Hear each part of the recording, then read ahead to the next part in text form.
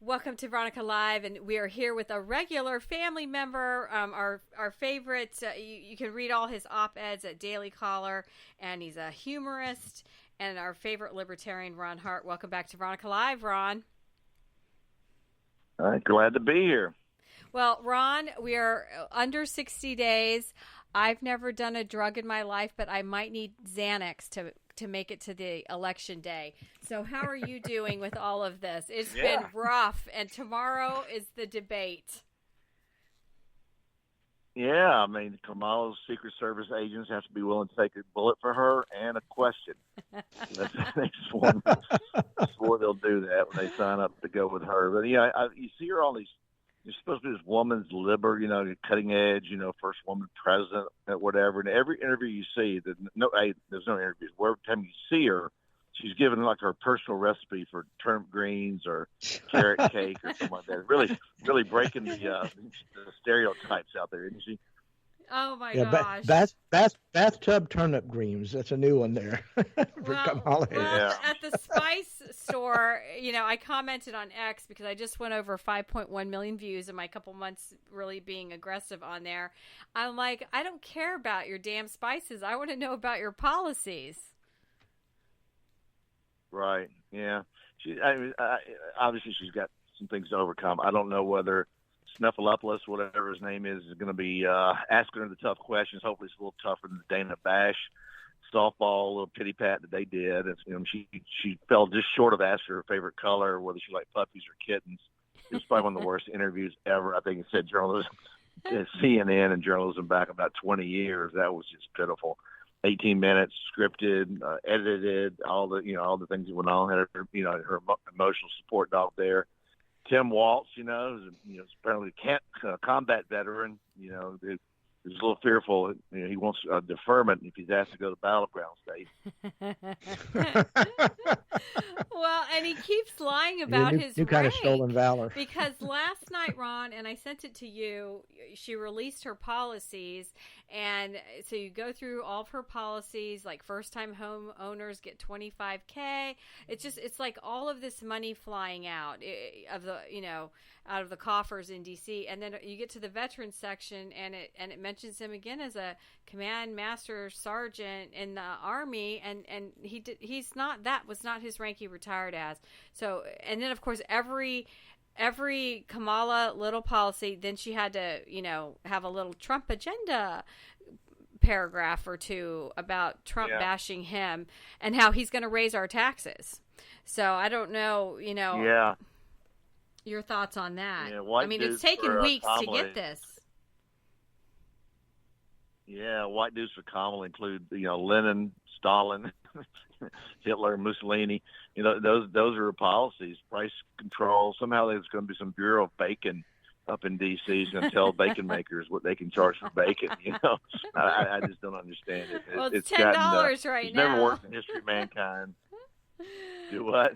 It's $10 for bacon right now. Is it really? Yeah, good Lord. Do you think so much. Thank goodness. I'd probably go nuts. Do you think people are really going to vote for this woman? I mean, it's a do or die, the debate tomorrow. And then you see that Trump and Vance have given 45 interviews, I think it is, as of this morning, something like that, and she's given one. So how can Americans be this silly? And now we've got Putin endorsing her. Yeah. Obviously, that's a head fake, I'm pretty sure. But it's funny to watch him do that. He said her laugh is infectious. I thought that was pretty funny, actually, coming from, a murderous dictator. I don't say the country does it. The parties have changed, and your listeners need to kind of understand this. And RFK pointed this out. RFK Jr. pointed this out recently in the podcast. Right now, 70% of the wealth, it's 50-50 last year for Biden and Trump, last election, 50-50 Biden and Trump. 70% of the people vote for Democrats. The 50% that voted for Democrats have 70% of the wealth. The 50% that voted for Republicans had 30% of the wealth. This notion that the Republicans are the party of the rich, taking care of the rich, is completely flawed. It's changed. It's just not the same thing. The oligarchs, the way they take care of their own in the Democrat Party, they've become the party of the rich. not the Republicans, and people have to start realizing that. Well, but how can, again, my question is, how are Americans going to be that dumb to vote for this woman that we've seen do absolutely nothing? And then I'm sure you watched the DNC. I mean, you talk about it in your op-eds. I mean, it was just gloom and doom. You know, Trump is bad and let's kill babies. It was horrific. Yeah. Yeah, and her hope and joy thing, you know, she's this whole thing, Kamala 2.0, 3.0, whether they're reintroducing her as this, joyful candidate. You know, about 90% of her staff, when she's at BP, 90% of her staff quit in disgust. So they've all had, all the joy they could stand probably working for her. So she's a weird person. I think she's clearly a DEI, affirmative action type of ascension into politics. She's really not much there. I think she's really nervous about tomorrow night. She's prepping, maybe over prepping tomorrow night. I don't think she can talk well on her feet. Doesn't really know what she wants. She really doesn't know what her policies are until she's told by her people what her policies are going to be. I don't know how Cephalopoulos is going to make her stand by, being against the border wall medieval vanity project, as she called it, Trump's medieval vanity project, and all the things she's flipped around on has just been, it almost gives you whiplash.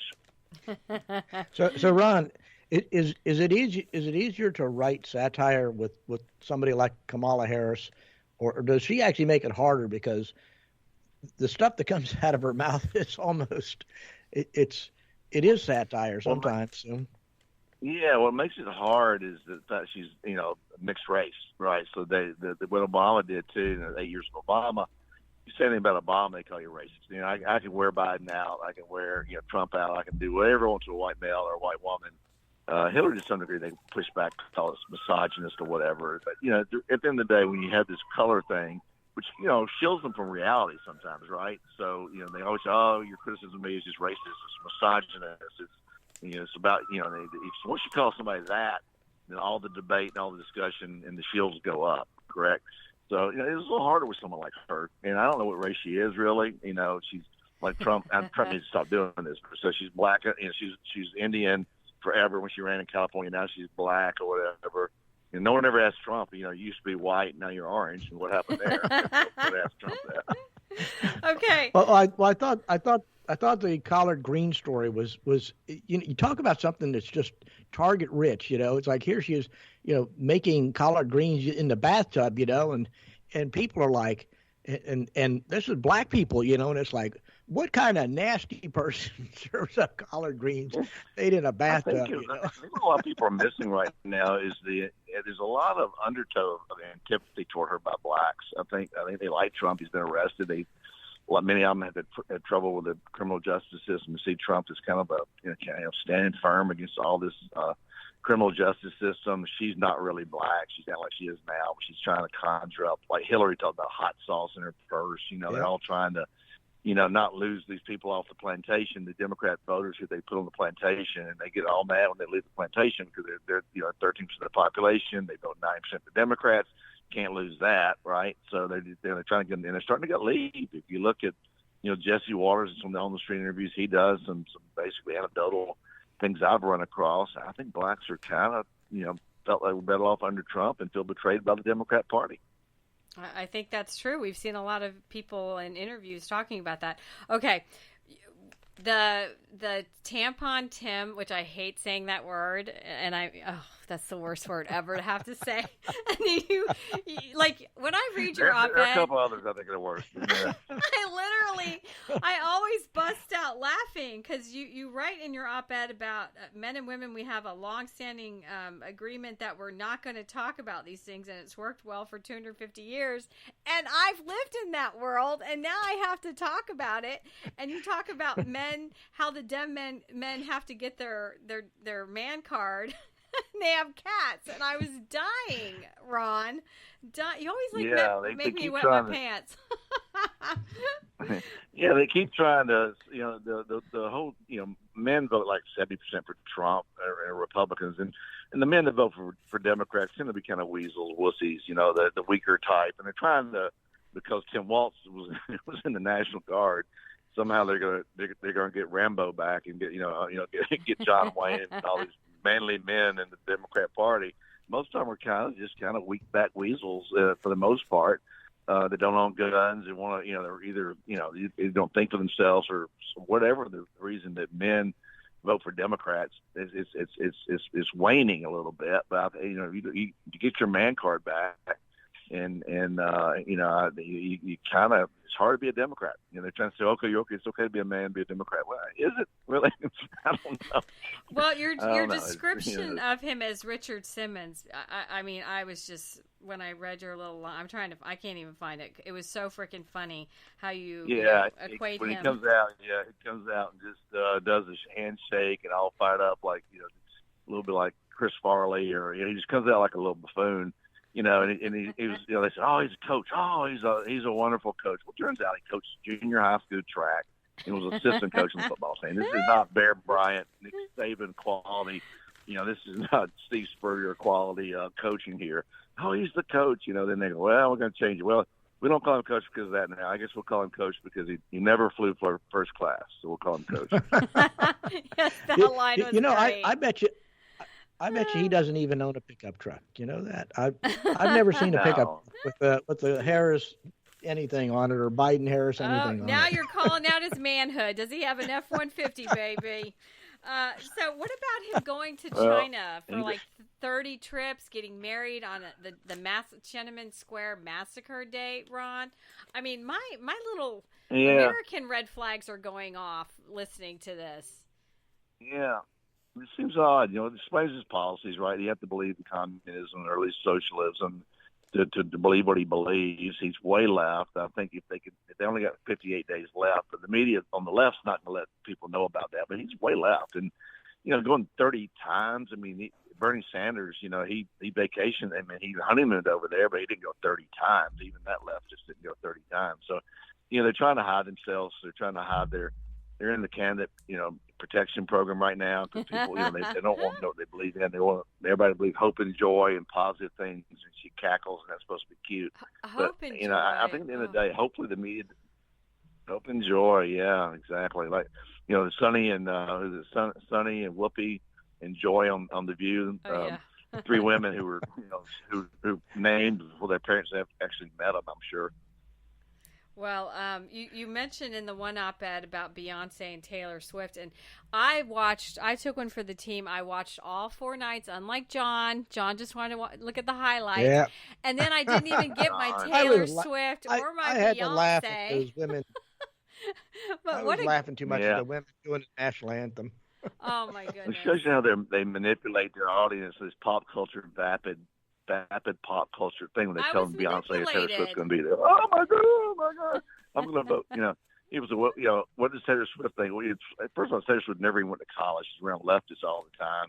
They all do this left wing stuff, right? Yes. So if you look at Taylor Swift, somebody said, what do you think Taylor Swift's endorsement will mean? I said, well, I'm going to wait and see what the drummer for Third Eye Blind decides. I'm going to wait and see what he says to this. I'm going to do what he says. Why are we listening? Why don't we listen to these people? I mean, I don't know. George Clooney, I have to hand it to him. He's thought it through more than most. I mean, Clooney comes from a political family. I mean, there's some thoughtfulness in what Clooney says, but the rest of them need to be dismissed out of hand. Yeah, but Clooney was brown-nosing Biden about how he's such a hero for stepping away. And so have you always thought that Biden had dementia for more than a year, Ron? No doubt. I've written about it for 3 years now. Okay. It's been a slow, visible decline in front of the whole world. For them to lie to us about it for that so long, until one day they're told. The one thing about the Democrat Party we don't have in the Republican Party, they have party discipline. They do lie. When they're told to lie or go with something, they go with it full steam. You don't break rank over there. Republicans have a problem. We got great ideas. We want to kick around. We got libertarians. We got hawks, doves, pro-life, pro-choice. We got a lot of people within the party kicking out, disagreeing and talking about ideas, getting to the right answers. Democrats don't. They are told what to think, what to do, what to be, and what to say. You watch them on TV; they use the same words every week, wherever their marching orders are to use the same words. They've got this thing now where they kind of show them using the same words, like calling J.D. Vance weird, which I think was only to preemptively get the American from thinking that Walz was weird. I mean, Walz is kind of a weird dude. He's so weird. I'm a quirky little, well, yeah. So they got ahead of that, like call the other side what you are and get the name first. So J.D. Vance is strong. He stays on point. I think Tulsi Gabbard stays on point. I sent money to RFK Jr. Early in the race. I like RFK Jr. I mean, we want to agree on everything, but I think enough. And if you look at this, the Means podcast on Tucker Carlson about food and what they've done to our food and pharmaceutical supply, how they've ensconced themselves in D.C. and people are getting fat off of these cards, and we're not. I mean, how bad that is. I think RFK and on top of that would be really good to have working on that space. And were you when RFK? His speech was incredible, and then I was so pissed because the networks cut it off, and I was fighting to find it on, find and listen to it all. But his speech was so moving, so powerful, and I've said this a lot lately that I feel like he'll be looked at as like a savior to America if Trump wins, because I think jumping to our team made a difference there. Ron, how do you see it? Imagine how hard it was for him to do that, right? And the whole family, all the Kennedys are going after him. For the first time in life, in the history of America, Kennedys are assassinating Kennedys. I mean, if you look at the reason why, is they're all deeply embedded in the Democrat Party. They're all layabouts on this big Joe Kennedy trust fund he created nefariously, obviously, but money's money. But it's nefarious money. Liquor running and things that Joe Kennedy did back in the day, and Semite, et cetera, built this huge, trust fund, generational trust fund, of which they all suck off the teat of, and all of a sudden when one of them, like Robert Kennedy Jr. starts to think for himself and say, hey, this is not the same Democrat Party as JFK. It's not the same Democrat Party. This is the Democrat Party gets us into wars. They always want to go every war they see, they want to go to. And this is the same Democrat Party that's, against free speech. He has a great line. RFK Jr. says, look at the history of mankind. Any country that curtails free speech, it doesn't end well for the people. And that's exactly what Kamala and the rest of the Democrat Party wants to do. They want to curtail free speech, and by definition, it's just their opponent's speech, not their own, and be the arbiter of what's true and not true. It was really telling the other day that Zuckerberg came out, Mark Zuckerberg of Facebook, and said, look, this is what they made us do. They put a portal into our place. They told us we couldn't do the Hunter Biden laptop. They told us, take this down, promote this, demote this on Facebook. He did a mea culpa, which I thought was I've been calling it that, but why? And then it just came out like less than an hour ago. Trump claims Zuckerberg won't vote Democrat after the assassination attempt. He's quoted saying, "There's no way I can vote for a Democrat after Trump survived the shooting." He goes, "I will never vote for the people running against you after watching what you did," is what he told Trump. Yeah, it sounds like some Trump BS, right? That just came out. Source The Independent. I mean, I don't believe Zuckerberg. So Ron, what's the paperwork on that one? What do you make of Third Reich coming out all of a sudden about the Elon Musk, and trying to censor him? What a little weasel, he and Snuffleupagus, little short, got Napoleonic complexes, guys. He needs to worry. If he's worried about global warming and oceans rising, he needs to worry about that first, because he'll be the first to drown on Martha's Vineyard when the waters go up. I mean, he needs, for him to be of all people, a Jewish Harvard professor type who curtails free speech, and he's got to know better. I mean, Dershowitz at least thought it through. You have to hand it to people like RFK Jr., Dershowitz, this senator, this Speaker of the House in California, Democrat, who converted over. Speech was great, it takes a lot to leave that party. It's harder. The Democrat Party is harder to leave than Scientology. I mean, they got you. So what about Cheney? Dick Cheney, Mr. Richard, joining the Kamala. I mean, I knew that was coming, that Richard, Dick Cheney was going to join. Yeah, I never liked them. I thought Bush was three things on them. One, these wars. Good Lord, what Cheney got into these wars in Iraq, Afghanistan. What an idiot! I mean, what a freaking idiot! I mean, those are just terrible decisions. He and Bush guys into.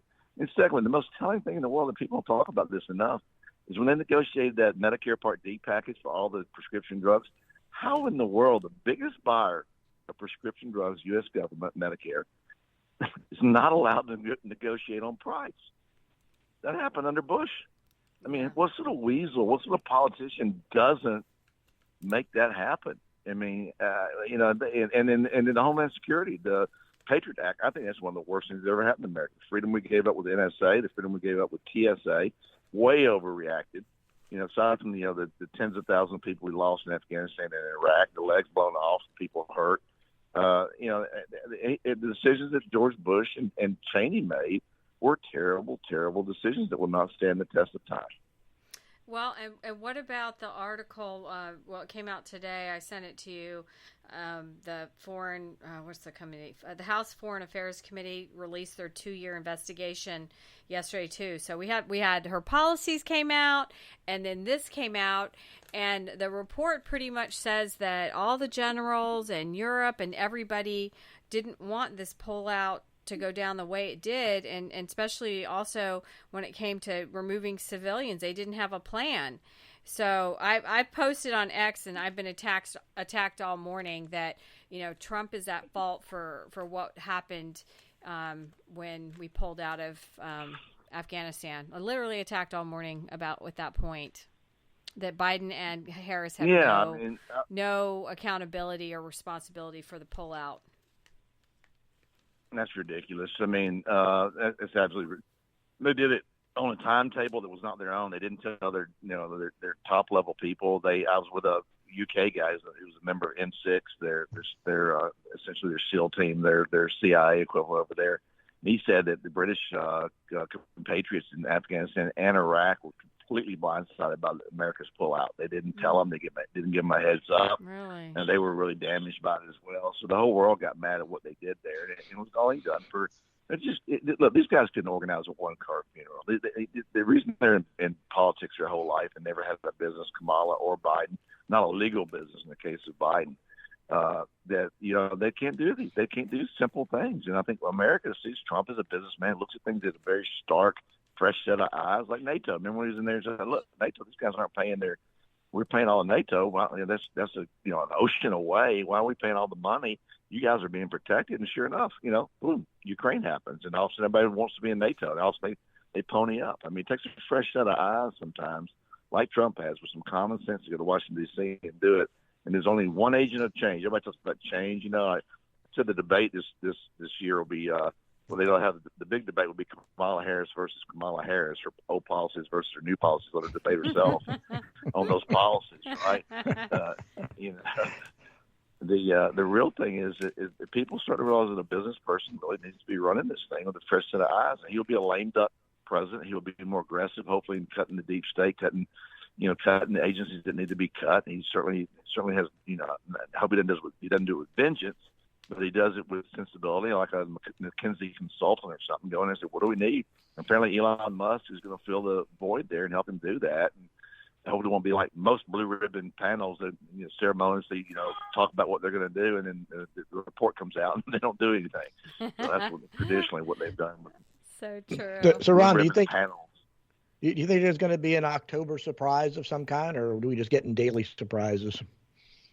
Well, I don't know if I don't know. I mean, who knows? Monkeypox. They keep talking about monkeypox. They're talking about this or not, that or another. I think the main thing Republicans have to in these 6 swing states. This election will be decided by, right, basically 60,000 to 500,000 voters in 6 states. And that's what it comes down to. And so the Republicans, and I hope the Lord Trump does it. The RNC figures out a way to go to Philadelphia, Atlanta, Detroit, which is swing states, but the most, nefarious counties in terms of voting, is make sure it's honest. I don't know how you do it, though. I mean, it's like a magician, a magician who's pulling a trick on you wants you to watch him, that way you can divert your attention to what he's really doing, maybe, right? And watch him from 6 feet away. I don't know if it matters if you don't know where those votes came from, who mailed them in. And I think that if there's an answer to what happened, and I'm not a huge conspiracy theorist when it comes to voting, but there is something that happened. It's the Dinesh D'Souza's 2,000 Mules scenario. I think that's really what they're doing. Yep. They're mailing these ballots by NGOs go collect these ballots, either produce them or collect them, and hire mules to go stick them in the ballot box in these 6 or 8 towns in these corrupt cities that allow it. And then they just count them and, put them in at midnight. And how are you? What do you think is going to happen tomorrow with the debate? Do you think she'll even get a passing grade? I mean, her CNN interview was terrible. It's not. George is. I don't know what George will do. I felt like the debate when Trump debated Biden, Dana Bash and Jake Tapper were pretty fair. I thought I so felt like too. that could have been worse. Right. Yeah, I was surprised how fair they were. I think, but and then they wanted Biden out.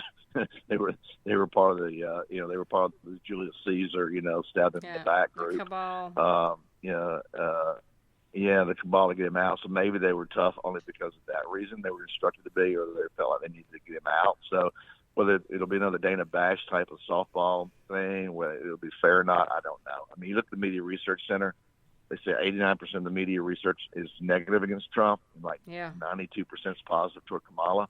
I mean, it's hard to beat that tidal wave of ABC, NBC, CBS, PBS, all the major news channels, CNN, MSNBC, all these stations. It's a lot. That's a propaganda machine without parallel. I mean, Trump doesn't have it. He goes around it with his tweets and his controversial statements, and that's sometimes why I always tell people that's why he has to be so provocative and bombastic. Because the only way to get around the media to the people is to do something kind of demonstrative and kind of bombastic and controversial. So he has to do that to get around the media, which worked in 2016. So how are you feeling? Do you think Trump's going to take it in November? I think it was this weekend that Nate Silver poll came out saying Trump was way ahead. I don't know. I'm finding it to be a nail biter. Yeah, it's to be close. In swing states, get people out, make sure your grandmother and all the right people get out to vote. So if your average person can't donate money, you've got to make sure the right people get out and vote. Call your aunt, uncle, make sure they get the polls in swing states, especially. The Panhandle's always solidly Republican, no problem there. And Florida seems like this pretty solidly in the Republican camp. We got friends in Georgia, Virginia, North Carolina, Michigan, Wisconsin. Please, Arizona, please get them out to vote. So I was going to follow the advice of some of those Democrats there, and switch states here. I live in Florida right now, but I've got a farm up in Georgia, west of Atlanta, and it's like maybe I ought to change my voter registration and vote in Georgia this year. You don't want to pay that 6% income tax, though. I know that's the downside. Yeah. So Ron, I left Georgia a long time ago and looked back. Do you have a cat? Because apparently the Haitians in Ohio are eating people's pet cats. You don't have one, do you?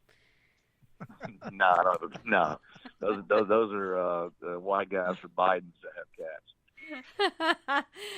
Well, what are we missing? I mean, it's been the craziest political cycle I think ever in our life, and I'm just got my seatbelt strapped on, holding on for dear life for the next 58 days. Yeah, I wonder if we have Biden, whether he's still engaged at all as U.S. president. I know Hunter definitely took the IRS plea just to protect them. I mean, I've never seen a corrupt system that slow walks the statute of limitations out on the Biden family. He's got 2.4 or 1.8, whatever the number is of unreported income. But they don't ask, well, where'd the income come from? I mean, there's a way you didn't pay tax on it. Okay. Slap my wrist. But where did that money come from? You don't have any products. You don't have, you have about 27 LLCs and about 200 bank accounts, but you got no product. What's your product, Mr. Biden? Biden Inc., Joe Biden, Jim Biden, Hunter Biden. What's the product? It's like a cop pulling you over for speeding, on the highway, gives you a ticket and looks in your truck, sees a dead body and says, okay, be sure to pay your speeding ticket. There should be some follow-up questions here, right? Well, don't you think he's going to get a pardon, even though they came out and said, oh, he's not getting a pardon? I don't believe that. He's definitely going to get a pardon. 100%. Okay. 100% he's getting a pardon. Joe's going to weasel out. He'll get, and he should. I mean, he's got the power to do it. And his sons, but they should take the evidence. And what a entitled brat to spend, basically $1 million worth of DOJ, whatever, prosecutor money, walk up there without even telling the prosecution, say, I'm going to take an alpha plea. Here's what we're going to do, boys. Like walking in there, you're not in a strong position here, Hunter. You can't walk into court. Didn't call the other side. And they kind of got mad at him, as did the judge up in Delaware, as did the judge when they cut that sweet deal up in Delaware. I mean, that's more telling of the deep state than it is our judges and the justice system. I mean, his arrogance to say I'm going to take an offer plea, and just walk up and say, this is what I'm going to do. No, you negotiate that and whatever. So that judge stood pretty firm on that. Thank goodness. So the prosecutor was obviously pretty mad. He read the entire 58-page indictment right. into the record, so it would be public. Yeah. Well, what I wanted to see was the witnesses and where the money came from and how he got the money. That's what I wanted to know. And if they have any just a tiny bit of dignity and self-respect, they will follow those leads of where that money came from. That's the next case. I mean, I don't think the kid he's got substance abuse problem. He's got his problem. Don't put him in jail for 20 years. Put him in for a year, something like that. I mean, I'm not a big retribution guy. Man, Trump ought to be big enough to pardon him, maybe. It could be a pretty magnanimous move on Trump's part. Much as his family's been through with the Democrats, it'd be hard for him to muster that. But it would be magnanimous if he did it. So do you think if Trump gets in, he's going to be able to clean out all of this deep state, clean up the FBI, DOJ, Department of Education, just all of it? It all needs to be cleaned up. I don't know if it's doable. I mean, I know he did it the first time because he was kind of new there. I think he's been lame duck the second time. Maybe he knows his way around well enough to do it. I hope he does. I think about the FBI right now. This very politicized, weaponized FBI. They have an $8 billion budget. They had 10,000 convictions last year. That's $800,000 per conviction the FBI gets. And these aren't like rapists and murderers and terrorists. These are like, Papadopoulos who went to jail for a month, or Manafort, or these people these are not like hardened criminals the FBI is getting. These are kind of political enemies, paper crime people, types of. We as a country, we're broke. We can't afford. That's $800,000 just for the FBI. The DOJ to prosecute, plus the prison system to house these people. Is that over $1 million per white collar criminal? Is that really our focus? I mean, that is a big department with a lot of money. It's really not been held to account. They can't tell us they've stopped any terrorist attacks. Christopher Wray gets asked about it before Congress. He doesn't tell you anything. I think we're a lot safer without them than we think we are. They lead us to believe they're protecting us from the boogeyman. Which I don't think they're really doing. They can't point to any significant terrorist threats they've thwarted. I don't know why we think we need to keep pay $800,000 per conviction for the FBI to convict someone. That's ridiculous. We got a reason to do that. And where were you? I think the problem is we've got too many intel agencies in the government. The problem is you got the FBI; they have their counterintelligence agent. You got the CIA who does do domestic operations. It seems like everybody and their brother's got an intel agency with armed NSA, agents. All these agencies people oversee I think 16 different agencies. There probably need to be 4.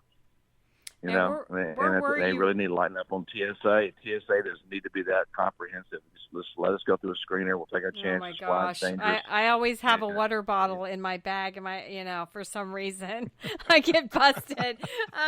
Ron, where were you? Now they want biometrics on you. Yeah, to identify you. Where were you when the assassination happened, and what did you think? Were you shocked like the rest of us?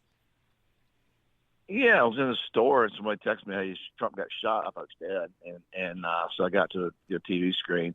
I was mad at my Chattanooga. I live in Chattanooga now. I was mad at Chattanooga paper, which I thought was okay, and they said Trump rushed off stage as gunfire. Instead of saying it was assassination, they all tried to they used the AP in New York Times article. I mean, who didn't know within 30 minutes it wasn't an assassination attempt? But they looked the other way and tried to downplay it. They didn't want to.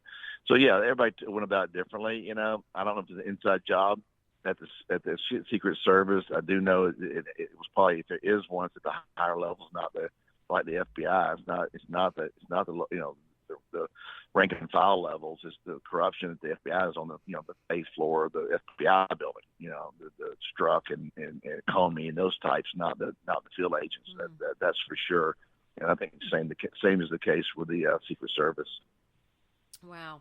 Well, I hope you'll be watching the debate tomorrow. We'll have to have a secret word where we do shots when Kamala does something that shocks us. And we've been talking. Right. There you go. We've been talking with Ron Hart. He's an op-ed writer from the Daily Caller all across the country. Ron, always a pleasure. Thanks for joining Veronica Live today. Great to see you guys, John. All right. Veronica, thank you. Bye-bye. All right. Take care. Thanks. Veronica Live out.